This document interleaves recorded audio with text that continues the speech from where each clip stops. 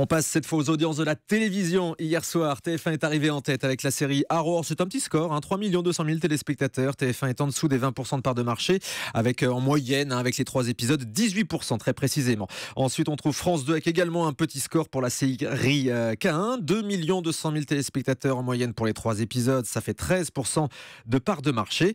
Et puis ensuite, quasiment à égalité, M6 et France 3. M6 avec le jeu Qui est la taupe de Stéphane Rothenberg, ce nouveau jeu d'aventure qui progresse par rapport à la semaine dernière. 2 100 000 téléspectateurs, les indicateurs sont donc plutôt bons, 11% de part de marché. Et France 3 avec Le Monde de Jamy, Jamy Gourmaud, qui était hier en direct dans cette émission. Eh bien, il a réuni 2 100 000 téléspectateurs et pareil, 11% de part de marché. Ça, c'était sur France 3 hier soir, donc en prime time. Alors, est-ce que l'on a des chaînes de la TNT qui dépassent le million, Thomas ? Eh bien non, aucune. La TNT est même très faible hier soir, puisque le meilleur score, c'est 600 000 seulement pour W9 avec Enquête criminelle.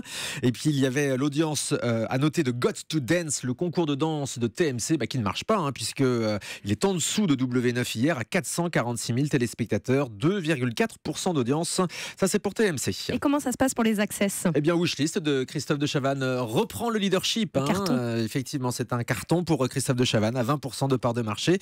2 700 000 téléspectateurs. Le 19-20 de France 3 marche toujours très bien. Chasseur d'appart de Stéphane Plaza monte également sur M6 à 1 200 000 téléspectateurs. Et puis, je vous donne l'audience de Une famille en or, la nouvelle version du jeu présenté par Arnaud de Saner. Figurez-vous que ça a monté.